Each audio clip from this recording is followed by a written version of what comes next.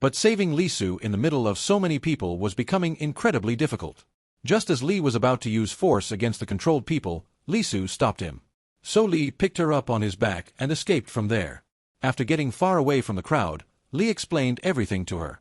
He told her about Steer, the research team leader, and everything that had happened. During the conversation, he also confessed that he had killed her boss in order to save her. The moment Li Su heard this, she became furious. She couldn't understand how someone could take another person's life and remain so calm.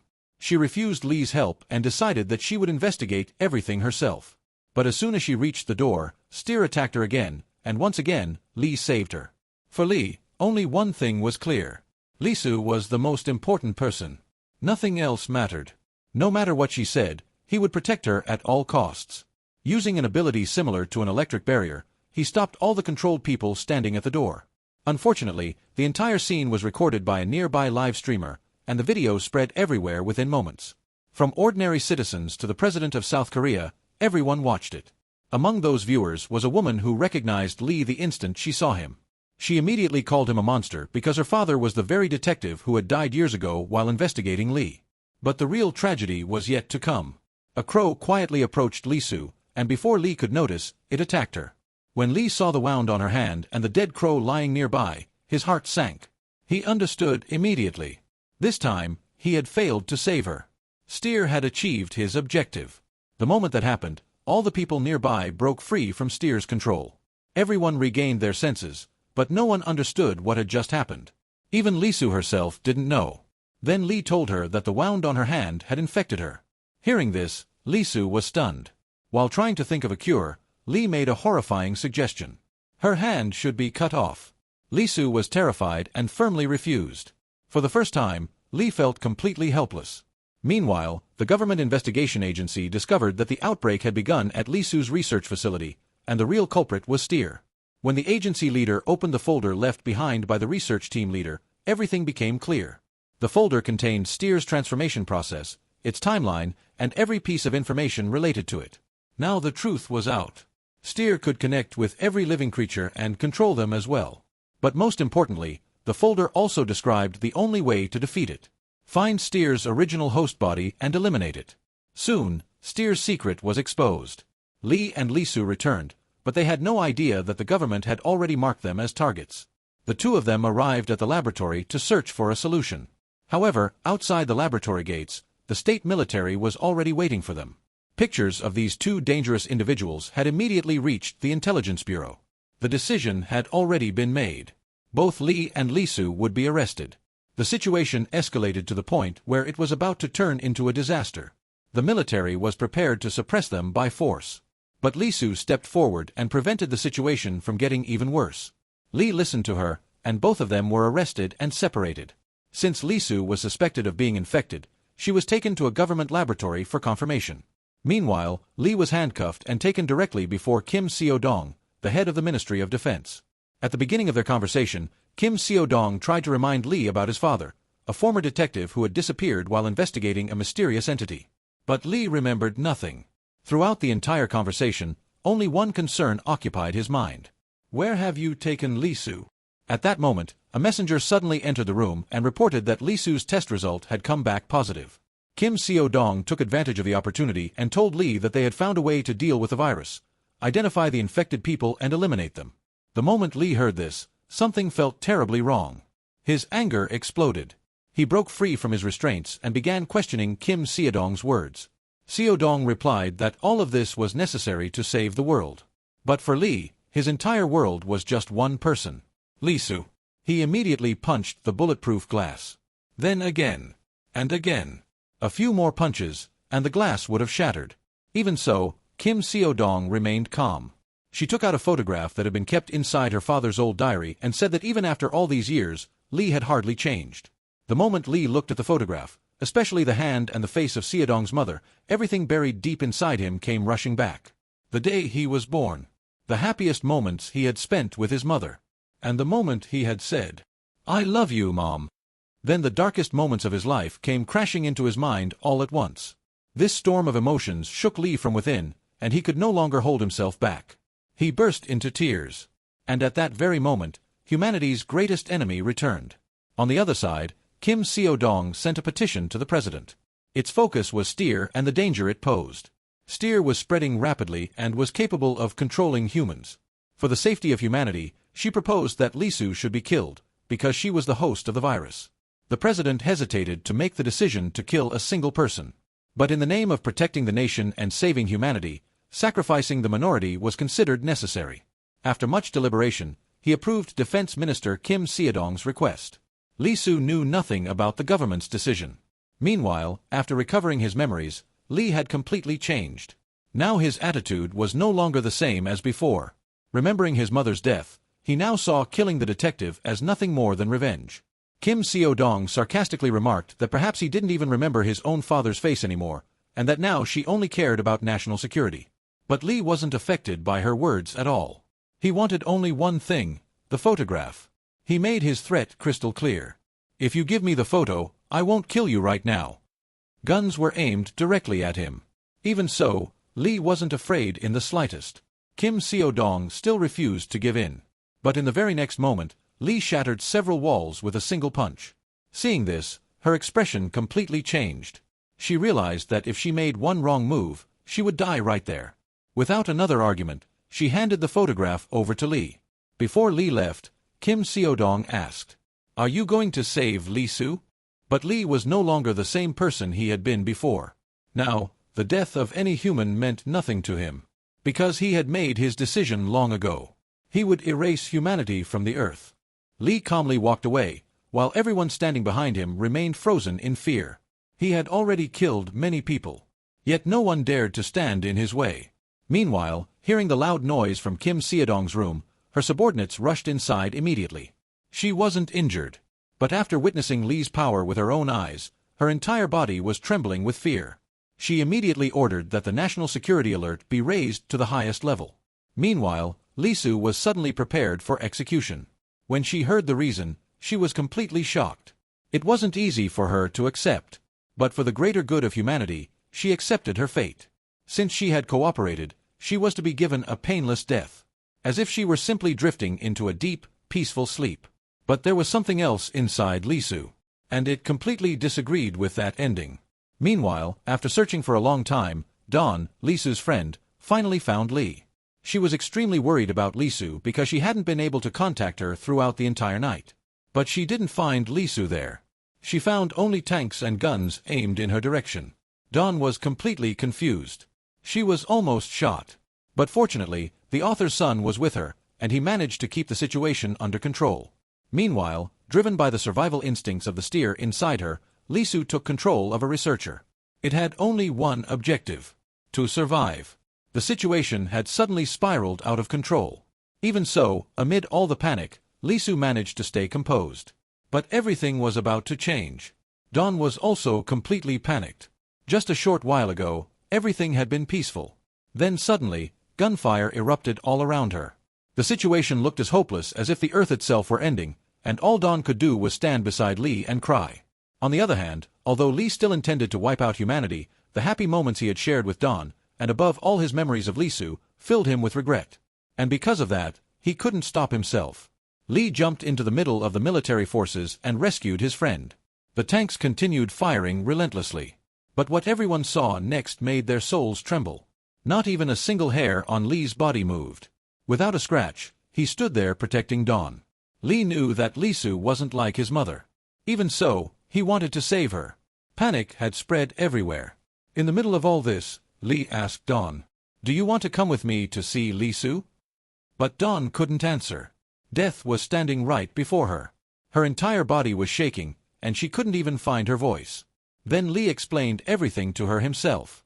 He said that the country's leaders wanted to kill both him and Lisu in order to save everyone else. Then he asked her, "Do you think that's the right thing to do?" But Dawn was already crying. She couldn't even fully understand what Lee was saying. She was simply terrified. At that moment, the commander ordered another round of gunfire. But before the attack could begin, everything stopped. In the very next instant, Lee grabbed the commander's head and lifted him into the air. Everyone else froze in fear. For Lee, sacrificing a few people to save everyone else was a joke. No one else had the right to decide who should be sacrificed. Only the strongest had the right to make that decision. And this time, it was Li who would decide humanity's fate. A gentle breeze passed by, and Li erased everything standing before him. Dawn could only stare at him in terror. High above in the sky, reporters were trying to cover this horrifying battlefield. The government had deployed elite troops, soldiers specially trained to deal with extremely dangerous targets. But within just a few moments, they were all gone. Not a single one survived. The reporters began trembling with fear. Only one question remained in their minds. What exactly is Li? But the battle wasn't over yet. The military kept coming, just as moths fly toward a flame. Amid all this chaos, Li began to think. He had learned the language of humans. He had understood the way they think. He had come to know their world. But in the end, he understood only one thing. Humans see themselves as the center of everything, as if the entire world exists solely for them. But is that really true? Every living creature dies at the hands of humans in one way or another. Sometimes as food, sometimes as decoration, and sometimes simply for entertainment. Li had experienced every form of existence. Even after becoming human, he could never tolerate humanity's arrogance. Especially those reporters speaking from the helicopters above, who just kept talking without end. To silence them, Li picked up a rock from the ground and hurled it with all his strength. The very next second, the helicopter exploded in midair. But the moment he realized that the helicopter was falling toward Dawn, all of his cold indifference disappeared. Li moved like lightning and once again saved Dawn. Because while living among humans, he had also learned compassion. The battlefield had become completely chaotic, just like the turmoil inside Li himself. Even so, he was ready to continue walking the path he had chosen. But when Li saw Dawn crying in fear, he realized that he could no longer ignore the people he loved. He would not destroy everything anymore. He would step back and stop caring about the rest of the world. From now on, he had only one goal: to save Li Su from the government's hands. Meanwhile, after some psychological manipulation, Li Su managed to leave the government laboratory with surprising ease. Some people had already fallen under Steer's control.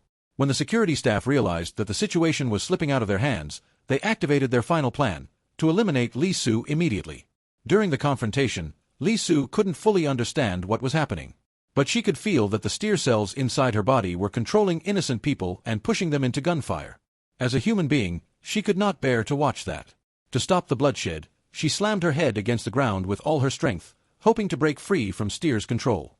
At that moment, a voice echoed inside her mind. Steer's voice. Steer wanted Li Su to face reality. The people standing before her wanted to kill her, while Steer wanted to save her. That was why Steer simply could not understand why Li Su kept trying to stop it. It told her that they shared a symbiotic relationship. They needed each other. But Li Su was completely unmoved by its logic. She was already exhausted by the parasite living inside her. She smashed her head against the ground once again, trying to silence it. Then suddenly, she stopped. She had thought of a better way. Her eyes fell on a gun lying nearby, and she remembered what the state inspector had once said. At that moment, Li Su understood that she had to make a decision, to sacrifice herself in order to save all of humanity. Steer kept trying to stop her, but Li Su had already made up her mind. She picked up the gun and was just about to take her own life when Li arrived. At exactly the right moment. The instant Li Su saw Li, tears streamed from her eyes and nose. She broke down and cried like a child. But that emotional moment did not last long. One of Kim Seodong's subordinates suddenly arrived, and everything fell apart again. He believed that Steer was controlling Li Su and that her suicide was the right solution. But he completely failed to understand Li's intentions. To Li, this entire manipulation was nothing more than a pathetic joke.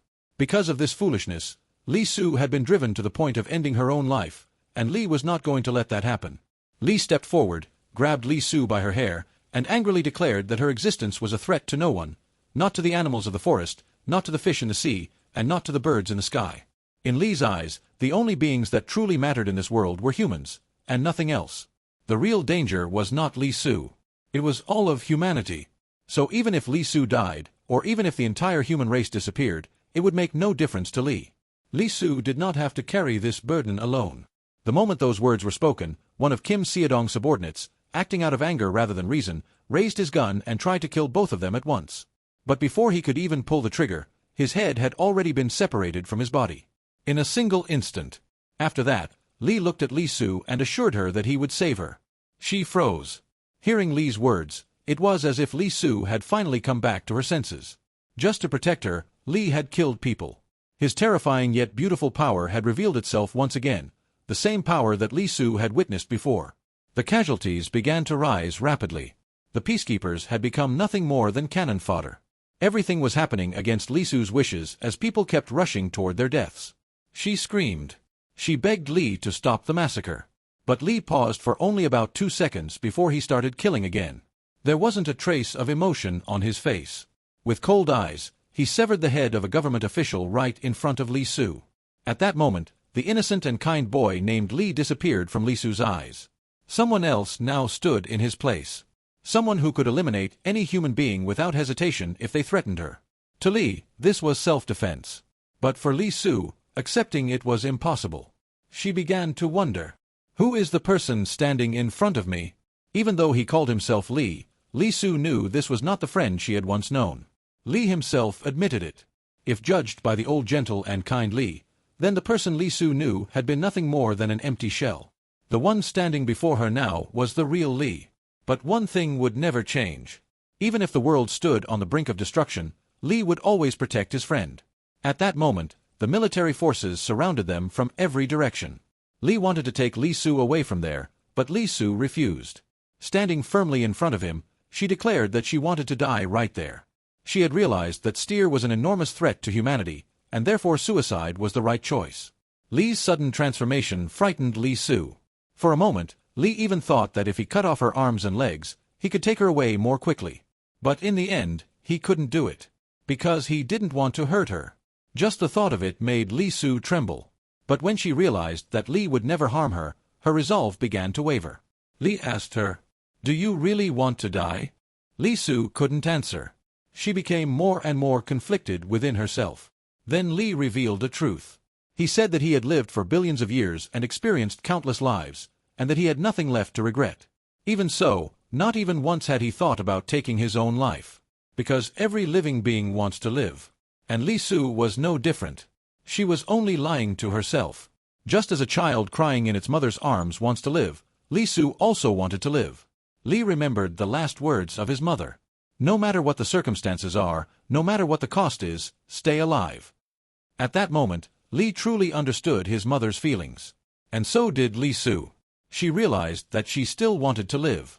Perhaps it was a little selfish, but it was her true feeling. For both of them, everything had seemed like a lie until yesterday. Until yesterday, Li had lived an ordinary life. But today, his hands were stained with fresh blood. And Li Su, who had once been an ordinary girl, had now become a threat to all of humanity. But now, neither of them had any uncertainty left. Li and Li Su had chosen the path they would follow next. The two of them quickly headed to the research room of the recently killed department head to search for data related to Steer. But luck was not on their side. The government had already confiscated all the documents. At that moment, because of Steer's abilities, Li Su sensed that 129 people were heading toward their location to eliminate them. The military casualty count had already surpassed 2,000. When Li and Li Su appeared on the rooftop, the army reached a decision. No matter the cost, this threat had to be eliminated. But to Li, they were nothing more than ants. To spare Li Su from seeing any more pain, he told her, "Close your eyes." Then he walked outside alone. That was all. Li Su closed her eyes, and only one thought remained in her heart. "I'm sorry." When she opened her eyes again, the death toll had risen to well over 1,000. Their fate had already been decided. Their path now led through a sea of blood. No matter how difficult it became, Li Su and Li had to keep moving forward. Meanwhile, Kim Seo-dong had arrived at the president's office. She was asking for authorization to launch missiles. Her target was to eliminate Li and Li Su. She tried to convince the president that this time the nation's enemy was extremely dangerous and that using missiles was absolutely necessary. But the president hesitated because the military was still deployed there, and a missile strike could kill civilians as well. However, perhaps he was mistaken. Kim Seo-dong had not come there to seek permission. If the president refused to approve it, she would remove him too. Just as she had pressured everyone to approve Li Su's execution before, she used the same excuse once again, that it was all to save everyone. And then, openly, she removed the president from power. By the time the presidential bodyguards learned of their leader's death, it was already too late. In reality, Seo-yong had been planning this coup for a long time. Anyone who knew what had happened that day would no longer be left alive. The president's 2 bodyguards were killed outside. A short while later, the president's chief secretary was brought inside. The moment he saw the president's body, he was completely shocked. He couldn't understand whether Seo Yong had truly lost her mind or whether she had actually shot the nation's leader. But Seo Yong remained perfectly calm. She claimed that the president had been infected by Steer, so killing him was necessary to save the country. The chief secretary immediately realized that this was an outright lie. A few people might be fooled, but not the entire public. Even after being exposed, Seo Yong shamelessly said that Steer could spread anywhere, whether it was the White House or the Prime Minister's office, even inside the president's residence. Keeping himself calm, the chief secretary asked, "Do you want to take control of the entire country through military force? This is not an era where that can happen." But Seo Yong couldn't care less. To her, allowing that monster outside, the one who had already killed thousands of soldiers, to remain free was the greatest stupidity of all. The military couldn't even launch a single missile, and Seo Yong had grown tired of constantly hearing about human rights. To her, human rights existed only during peacetime. Democracy, freedom, and equality had become outdated and useless concepts. The chief secretary was filled with anger. Countless sacrifices had been made to bring peace to the country, and now the woman standing before him wanted to overthrow the entire government and establish a dictatorship. In his eyes, only a mad person could commit such a crime. But the woman standing before him truly was insane. She respected the sincerity of her opponents, but anyone who stood in her way was eliminated without mercy. And that was exactly what happened. She declared yet another person to be infected by Steer and, without the slightest hesitation, shot him dead. The coup was over. Seo Yong had won. But then she received the news that Lee and Lisu had escaped. The moment she heard it, her expression changed. In a fit of rage, she emptied a barrage of bullets into the president's corpse. Seeing this, her subordinate broke into a cold sweat. After venting all her anger, Seo Yong calmed down once again and ordered the battlefield to be cleaned up. On one hand, through the Green Network, she ordered an emergency parliamentary session to be convened so that she could officially take command of the country. On the other hand, she sent the military to investigate all political figures in the Steer-infected zones so that complete control would remain in her hands alone. And as for Lee and Lisu, whether it required satellites or the entire military, Seo Yong wanted them found as quickly as possible under any circumstances. Once everything had settled down, Seo Yong slowly walked over and sat in the president's chair. This was the position she had dreamed of obtaining for a very long time. She knew that a malignant tumor had already formed in her brain. She didn't have much time left in this world, but it didn't matter to her because, in her eyes, Lee's death would become the historic event that would make her a national hero even after she was gone. Everything was moving forward exactly according to her plan, and from that moment on, a new enemy emerged for Lee. A new enemy had finally appeared, one who would not chase Lee for just a day, but from generation to generation. Lee's eternal nemesis had finally stepped onto the stage. Was Lee the world's new enemy, or had he always been the true villain of this world? At that moment, Lee and Lisu were hiding in a cave far away from the city, taking shelter from the rain. Heavy rain poured outside. Lee was worried that Lisu must be hungry, so he was about to go out and find something for her to eat. But something entirely different was going through Lisu's mind. She suddenly picked up a gun and pointed it straight at Lee. Yet she herself knew that no matter what happened, she could never pull the trigger on him, because that gun was never meant for Lee, it was meant for herself. Throughout their escape, Lee had killed countless people without hesitating for even a second. And now, although Lisu wanted to live, she also wanted to know the truth. She wanted to know who Lee had been before he lost his memories, what he had done, and why he hated humans so much. Lee looked at her and, without hiding anything, began telling her everything. He said the reason was very simple. He had been alive for an unimaginably long time, so long that he had witnessed humanity's true nature with his own eyes. Across his countless lives, there were times when he admired humans, trusted them, and tried to understand them. But every single time, all he received in return was betrayal. Again and again, in every lifetime. Lee told Lisu his entire story and then asked her, "From my point of view, do you think what I'm doing is wrong?" Even after hearing everything and becoming a witness to his story, Lisu had no answer. The next morning, the sun had already risen. Lisu was still asleep when Steer, who existed inside her body, took control of her, only so he could speak with Lee. After observing the two of them for quite some time, Steer had realized one thing. Lisu was his insurance. As long as he remained inside her, Lee would never harm him. But Steer was not the type to hide forever. He presented Lee with a proposal. "Let's wipe out all of humanity together." Steer promised that once every human was gone, he would leave Li Su's body. The moment Li heard this, he immediately turned toward him and said, "You're lying." Steer fell silent for a few moments. He thought Li had seen through his scheme. But in reality, Li had only been testing him. He didn't trust Steer at all. Even so, the moment he heard that Li Su could be set free, he couldn't stop himself. Li asked again, "Will you also use me and betray me, just like humans did?" Steer immediately began defending himself. He tried to prove that he was right, but Li was unaffected by his answer. Whether it was true or false, if both of their goals were to wipe out humanity, then what was the point of fighting? At that very moment, Li stood at the crossroads where the fate of humanity would be decided. Li Su remembered everything they had talked about the previous night. According to her, hurting someone or taking someone's life was wrong. But was Li really wrong? The same Li who had once been a loyal dog that loved his master. The Li who had spent his life imprisoned in darkness, who had only been used and then abandoned to die. He had experienced pain in every possible form. If the same things had happened to humans, would they have been able to endure it? Probably not. But Li Su also knew that the world wasn't made up of only bad people. There was Donald, there was his son, there was his elderly mother, and there were also those people who were willing to stand against the entire world just to save Li. And the people Li had killed were someone's entire world too. That was why Li Su couldn't call Li completely wrong, but at the same time, she couldn't agree with everything he believed either. Then she said to Li, "Let's go somewhere far away. A place where no one can find us, where no one can bother us. Just you and me. There, you won't kill anyone anymore, and we can live peacefully." To Li, those words felt no different from a marriage proposal. He remembered reading something like that somewhere before. So he asked Li Su, "Is this really what you want?" Looking straight into his eyes, Li Su nodded without the slightest hesitation. Li blushed slightly in embarrassment. To hide it, he immediately turned his face away. But deep inside, he had already accepted Li Su's proposal.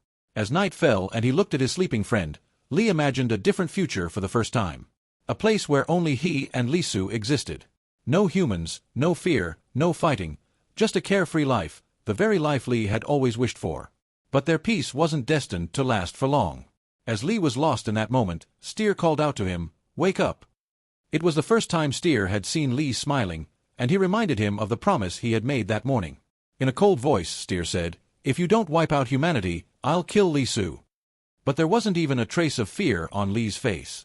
He quietly leaned toward Li Su and suddenly kissed her. For a moment, Steer was completely stunned. But in the very next second, he understood what had happened.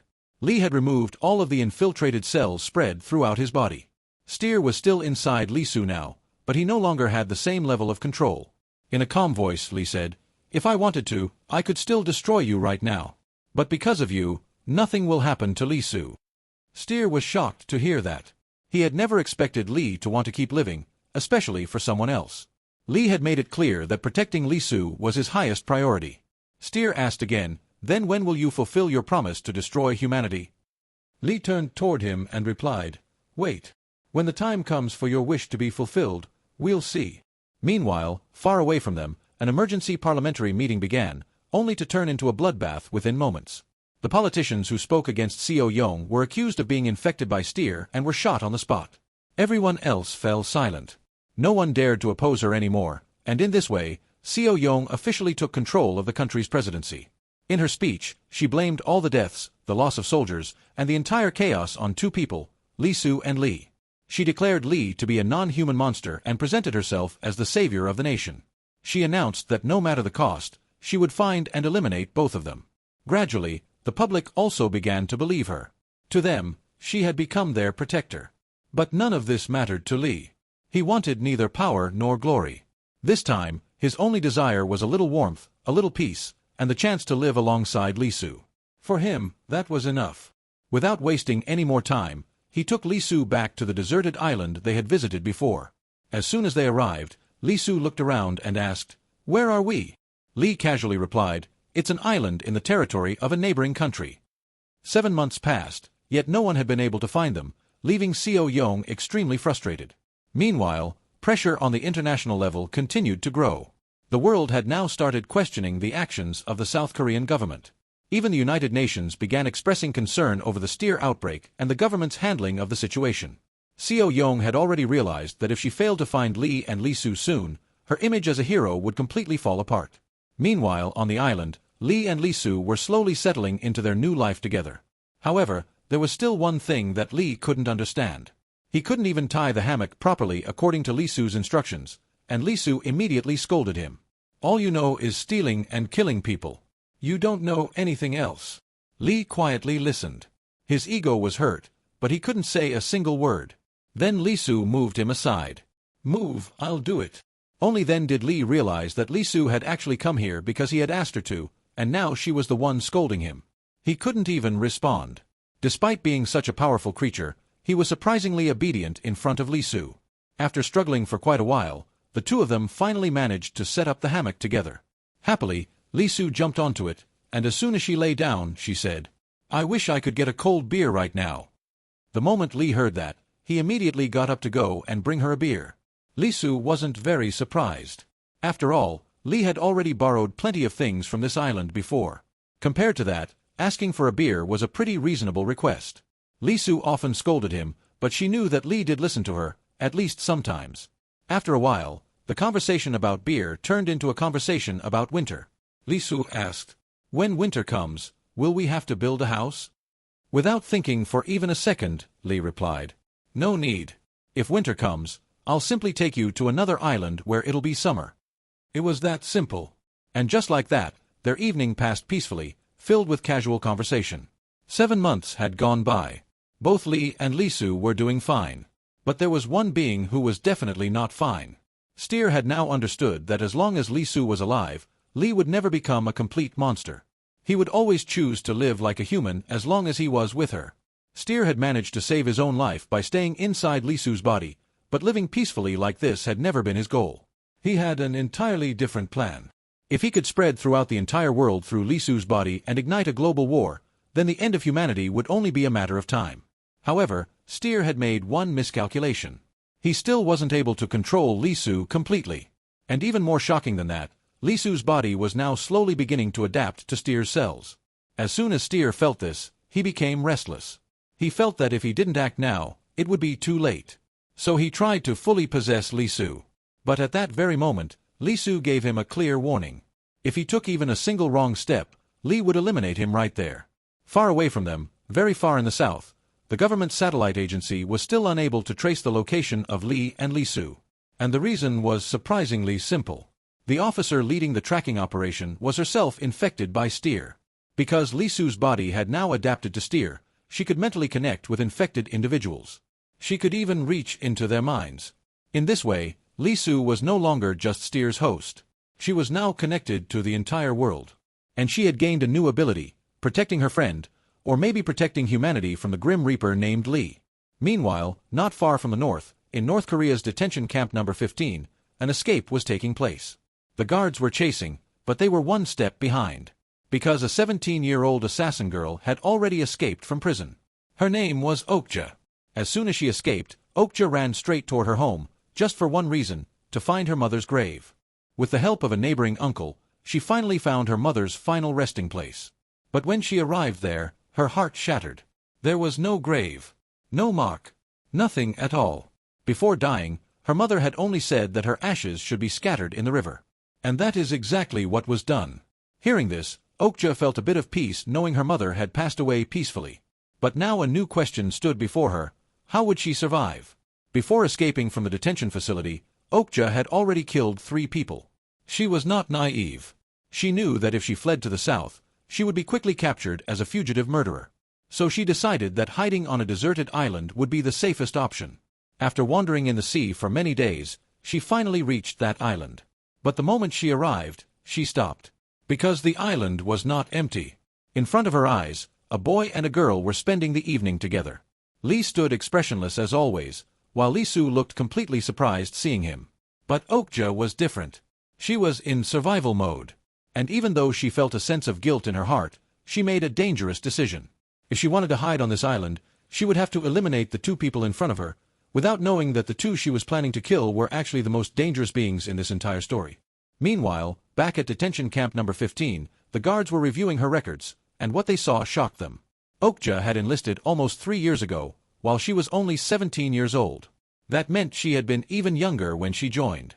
According to lower ranks, she had lied about her age and even fooled the captain of the 46th Squad. How could a little girl deceive a captain? According to the soldiers, the reason was simple. Okja was extremely different. Dangerously unpredictable.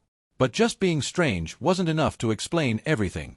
She had picked up a sword and decided to kill the two most dangerous beings in the world. The moment she attacked, her speed was so fast that Li Su couldn't even react. In an instant, the blade was right in front of her. If Li hadn't stepped in, the attack would have directly hit Li Su. Li Su was left in shock. She couldn't even understand what the girl in front of her wanted. On the other side, Okja was initially a bit hesitant too. But the moment she realized Li was not an ordinary human, she immediately decided, these two could not be left alive. Seeing that determination in Okja's eyes, Li told Li Su to step back and moved forward himself. But there was a problem. He also had to listen to Li Su. He couldn't kill the girl. Okja thought this would be easy. But the very next second, everything changed. Before she could even react, Li grabbed her. She launched continuous knife attacks, one after another, but not even a single strike managed to scratch him. No cut on the skin. No blood. Nothing at all. Seeing this, the color drained from Okja's face. Her blade was striking him, but not even a single drop of blood was on it. Now she was certain, Li was not human. Because of this, she ignored everything Li Su said. Instead, she started to suspect that both of them might be spies from South Korea, and that suspicion only made her more dangerous.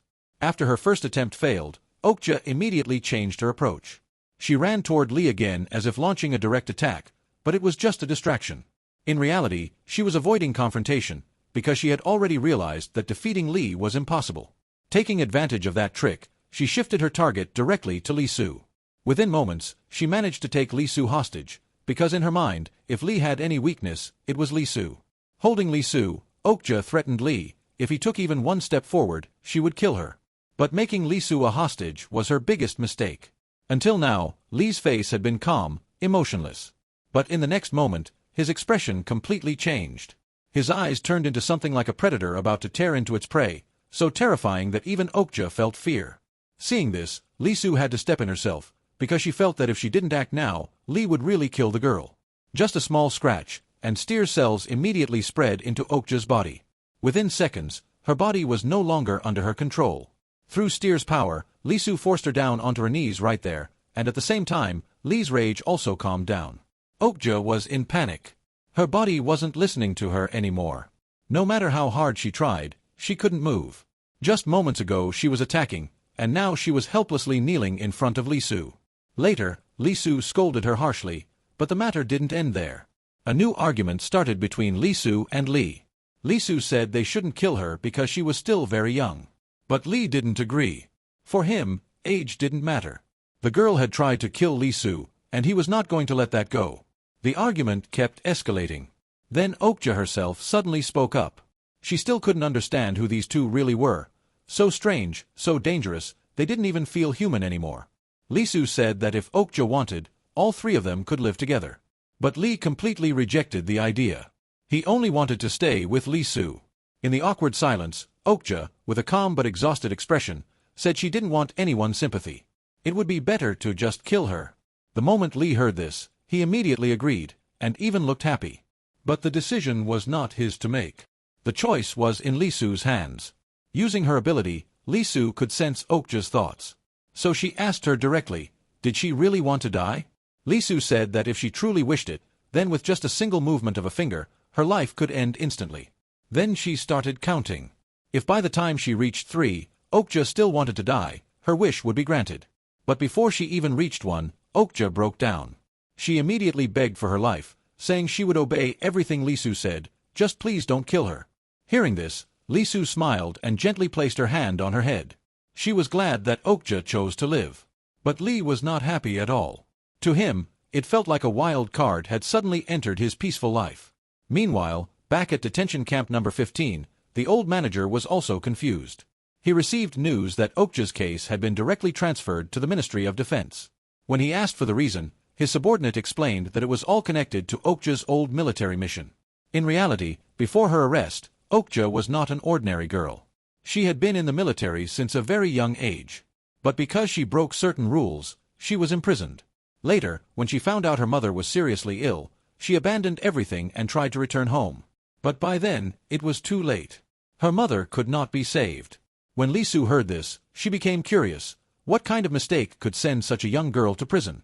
Then Okja revealed the truth. Her mission had been to protect an important Chinese scientist. But later it was discovered that the same scientist was leaking national secrets, and Okja got caught up in that secret as well. That secret was related to the eruption cycle of Mount Baekdu volcano. That year, a massive eruption was expected in North Korea's Mount Baekdu, and this information was highly confidential. That was why Okja got trapped in the entire situation. But for now, an even bigger problem had emerged. The mainland government satellite agency had finally traced the location of Li and Li Su. Their hideout had been found, a small island in another country's territory. As soon as this news reached Seo Yong, she immediately sent footage of Li's massacre to the leaders of North Korea.